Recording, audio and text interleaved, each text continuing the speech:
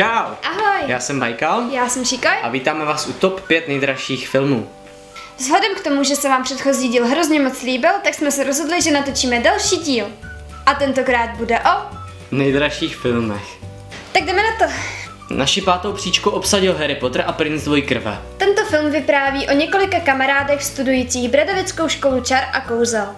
Všichni mají společného nepřítele a to je takovej padouch, Lord Voldemort.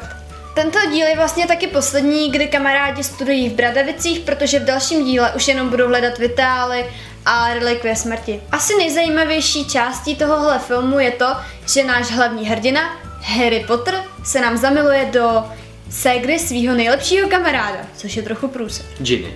A z této dětské pohádky se stává takový lehčí horor.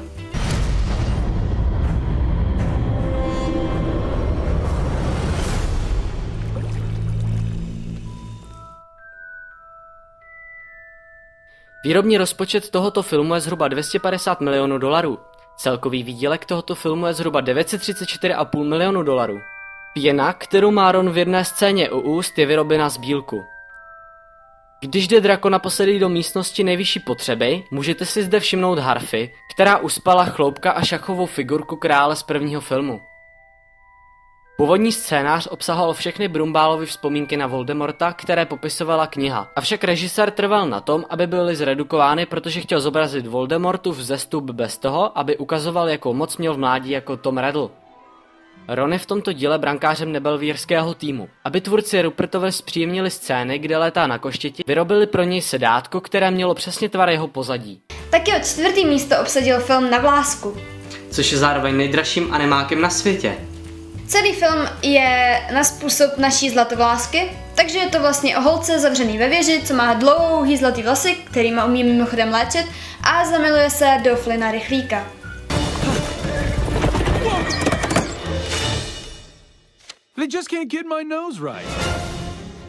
Výrobní rozpočet tohoto filmu se pohybuje okolo 260 milionů dolarů.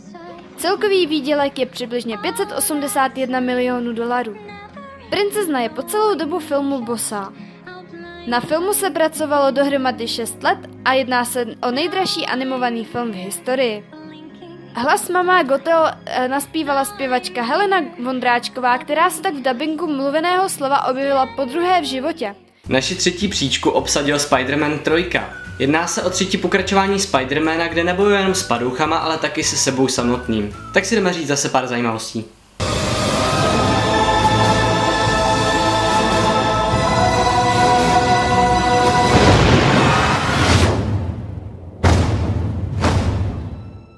Výrobní rozpočet Spider-Mana je zhruba 258 milionů dolarů. Celkový výdělek se pohybuje okolo 890 milionů dolarů. Film stál i s propagací zhruba 350 milionů dolarů, tedy 1000krát víc než Raimiho první velký film Lesní duch. Datum vydání bylo známo již před uvedením druhého dílu. Topher Grace v kostýmu Venoma vůbec nepil, jelikož nemohl používat toaletu. Animátoři ze Sony Pictures založili pohyby Venoma na pohybech tigrů, panterů a gepardů. A druhou příčku našeho dnešního přehledu obsazuje film, který byl srdcovkou mnoha dívek v mém věku. Ne, a nejsou to hvězdy nám nepřáli. Je to Titanic. Tenhle film vypráví o lásce dvou mladých lidí, Jackovi a Rose, a ti dva nemůžou být spolu. Je to něco jako Romča a Julča v modernějším podání. Akorát, že Romča umře. Jen tak mimochodem, Titanic je natočen podle skutečné události o skutečné lodi Titanic, která nabořila do ledovce a potopila se. Are you ready to go back to Titanic?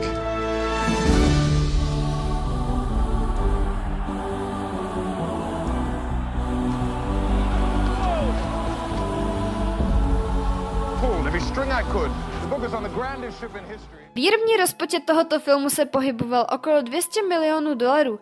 Celkový výdělek přesáhl 2 miliardy dolarů. 14 let před katastrofou napsal spisovatel Harrison Fisher příběh o lodi, která hned při první plavbě narazí do ledovce a při této nehodě zemře přes 1500 lidí. Ve scéně, kde se voda valí chodbami Titaniku, byl použit pouze miniaturní model lodi.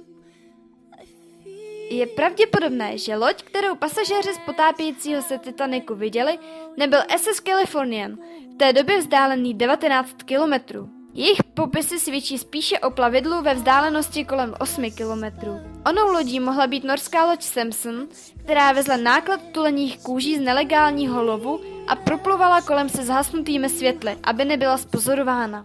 Na prvním místě se umístil velmi známý film dnešní doby a to jsou Piráti z Karibiku na konci světa. Možná ani nemá cenu připomínat, o čem to je, protože tenhle film určitě viděl úplně každý z vás. Vypráví se tam o dobrodružství Willa, Jacka a Rose a o tom, jak se společně vydávají na konec světa. Tak jdeme na dalších pár faktů.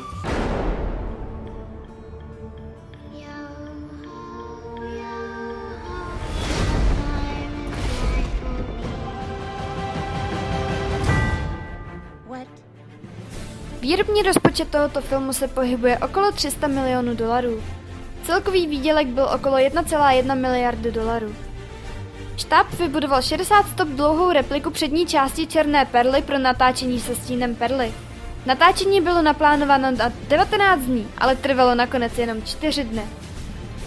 Mnoho scén z filmu bylo natočeno již během filmování Pirátů z Karibiku Truhly mrtvého muže.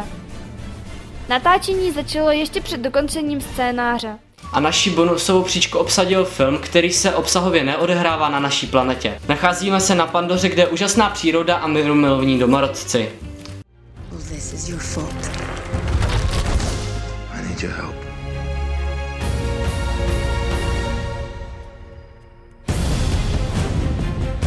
Outstanding. Předpokládaný výrobní rozpočet na tento film je zhruba 237 milionů dolarů. Tento film je zároveň nejvýdělečnějším filmem, který vydělal zhruba 2,75 miliardy dolarů. Film se odehrává na smyšleném měsíci Pandora, který obíhá kolem plynného obra Polyphema v systému Alpha Centauri. Avatar byl první film natočený na 3D kamery, který byl nominován na Oscara v kategorii nejlepší snímek. Všechna zvířata na Pandoře mají 6 končetin. Na planetě Pandora bylo vše živé i neživé propojeno jakousi entitou nazývanou Eva. Tato teorie se nápadně podobá teorii Gaia, chápající Zemi jako jakýsi superorganismus. Tak toto už bylo pro tento díl opravdu všechno, my vám děkujeme za zhlédnutí. Za pozitivní ohlasy a tak dále. Tak se mějte hezky a u dalšího dílu ahoj! Pa, pa.